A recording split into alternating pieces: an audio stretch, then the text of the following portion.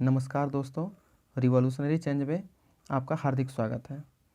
आज हम जानेंगे SSC CGL mains, SSC MTS, SSC CHSL की परीक्षाओं में आने वाले संभावित स्टैटिक जीके के कुछ क्वेश्चंस, साथ साथ करंट अफेयर भी इसमें इंक्लूड किया गया है। तो चलिए स्टार्ट करते हैं। क्वेश्चन नंबर फर्स्ट, 2001 और 2011 की जनगणना के अनुसार भारत के किस राज्य में जनसंख्या का घनत्व सबसे कम था? तो देखिए इसका आंसर है अरुणाचल प्रदेश। बता दें कि वहाँ का जनसंख्या का घनत्व जो था वो 17 था। ठीक, और अरुणाचल प्रदेश के जो मुख्यमंत्री हैं वो है पेमा खांडू। इसके मुख्यमंत्री हैं Pema Khandu.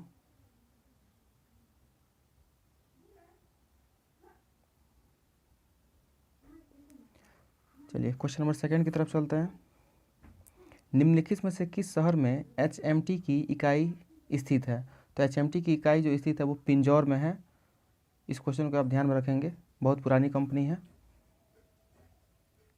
Question number third है, एसएसीएस का पूर्ण रूप क्या है जो भारत में राज्य स्तर पर राष्ट्रीय एड्स नियंत्रण संगठन एनएसीओ कार्यक्रम को लागू करता है? तो एसएसीएस इसका फुल फॉर्म होगा स्टेट एड्स कंट्रोल सोसाइटी।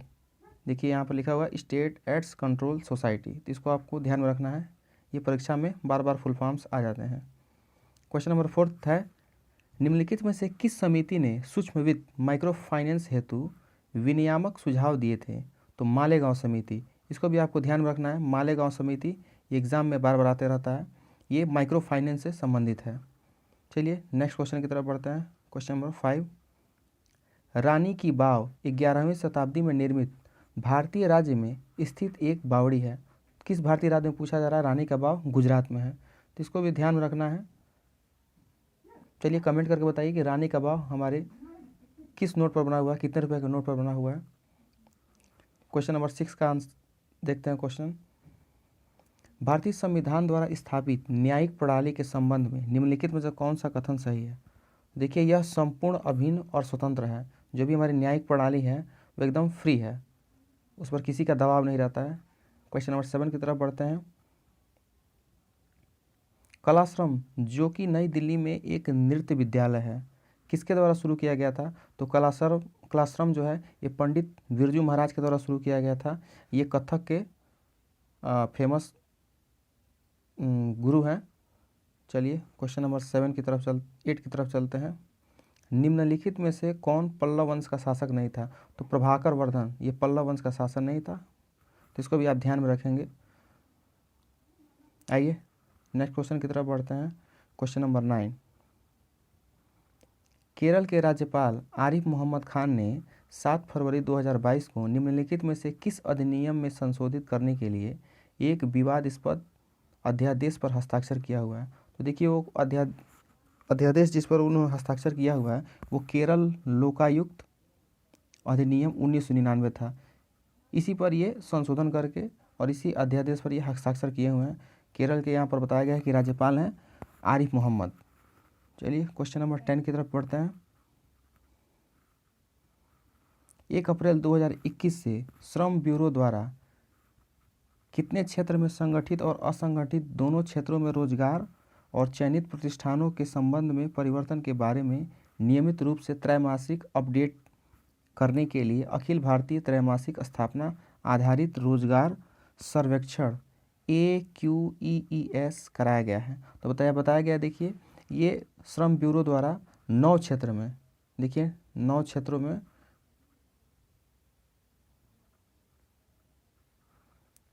9 क्षेत्र जो संगठित और असंगठित है रोजगार और प्रतिष्ठित चयन के क्षेत्रों में इसको अपडेट देने के लिए सर्वेक्षण कराया गया है।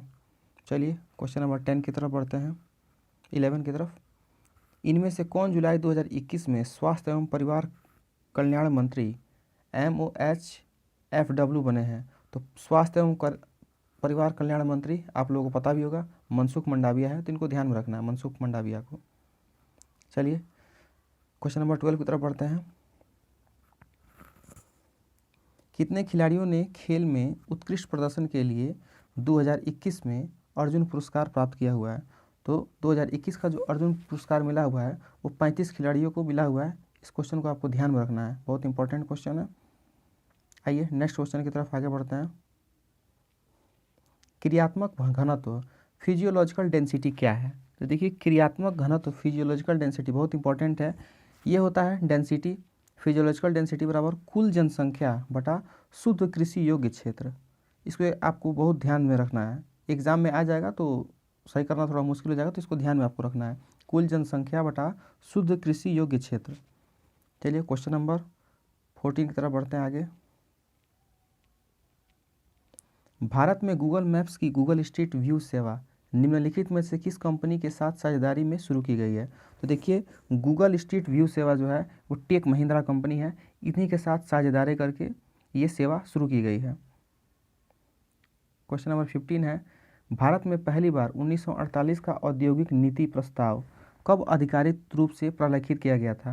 तो बताया गया कि भारत में पहली बार 1948 का औद्योगिक नीति जो था वो 6 अप्रैल को आधिकारिक रूप से प्रलेखित किया गया था।